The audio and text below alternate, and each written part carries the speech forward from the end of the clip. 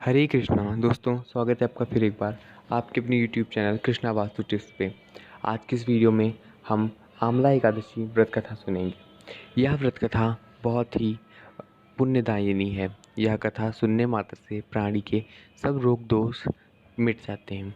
आज की इस कथा में हम जानेंगे कि कैसे कोई भी भक्त अनजाने में भी अगर एकादशी व्रत कर लेता है तो उसे महाबल की प्राप्ति होती है। इस लीला में प्रभु का विशेष योगदान है। प्रभु के लीला से एक व्यक्ति जो कि बहुत ही पाप करता था उसे सद्गति प्राप्त हुई। तो दोस्तों, पूरी कथा हम सुनते हैं। यह कथा श्री कृष्ण जी ने स्वयं अपने मुंह से युधिष्ठिर को सुनाई है। तो शुरू करते हैं। ओम नमो भगवते वासुदेवाय। श्री कृष्ण जी कहते हैं, हे युधिष्ठिर, फागुन मास के कृष्ण पक्ष की एकादशी का नाम आमला है। एक समय वशिष्ठ मुनि से मानधाता राजा ने पूछा, समस्त पापों का नाश करने वाला कौन सा व्रत है? वशिष्ठ जी बोले, पौराणिक इतिहास कहता हूँ, एक वैश्य नाम की नगरी में चंद्रवंशी राजा चैत्ररथ नाम का राजा राज करता था। वह बड़ा धर्मात्मा था।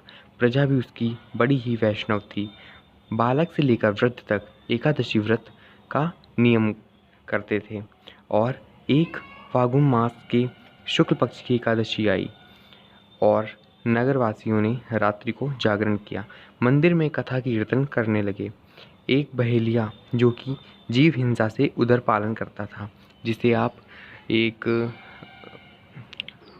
मछुआरा समझ सकते हैं। मछुआरा जो कि हमारी मछलियों को काट के खाता है, और कसाई वो कसाई वहीं से गुजर रहा था। वहीं पे वो मंदिर के कोने में जा बैठा। आज वह शिकारी घर से रूठ के आया था। दिन भर खाया पिया कुछ भी ना था। रात्रि को दिल बहलाने के लिए मंदिर में कोने में जा छुप के बैठ गया। वहाँ विष्णु भगवान की कथा तथा व्रत एकादशी महात्म्य सुना। रात्रि व्यतीत होने के बाद प्रातःकाल घर को चला गया। जब उसने भोजन पाया तो उसके बाद उसकी मृत्यु हो गई। आमला एकादशी के प्रभाव से उसका जन्म राजा विदुरथ के घर हुआ। नाम उसका वसुरथ प्रसिद्ध हुआ। राजा वसुरथ सत्यव्रत, दान, भक्ति इत्यादि शुभ गुण रखते थे। प्रजा भी उनकी धर्मात्मा थी। एक दिन राजा वन विहार करने गए और दिशा का ज्ञान न होते हुए भटक गए और स्वयं को पागल समझकर वृक्ष के नीचे सो गए। आज राजा ने आमला एकादशी का व्रत रखा था। सोते समय भगवान का ध्यान लगाकर सोए थे। इधर मलिच्छों ने राजा को अकेला देखा। मलिच्छों के संबंधियों को किसी कारण से राजा ने दंड दिया था। इस कारण उन पे क्रोध था और उन्हें मारने को सोचा और वहीं पे उन्हें मारने आए। उस समय राजा के शरीर से एक सुंदर कन्या उत्पन्न हुई। प्रभु की लीला थी। यह आमला एकादशी के प्रभाव से उत्पन्न हुई थी। उस बालिका ने अट अट करके उसने खप्पर फिराया। मलिच्छों ने रुधिर की भिक्षा लेकर अंतर्ध्यान हो गई।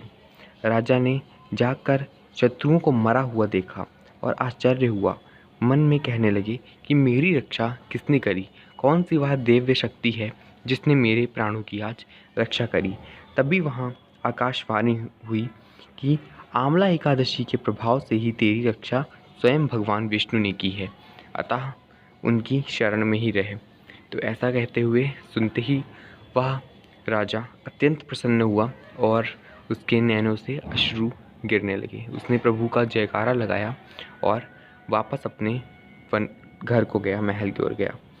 तो यही एकादशी थी। आज इसमें फलाहार आपको लेना होता है। आंवले से बना हुआ कोई भी व्यंजन।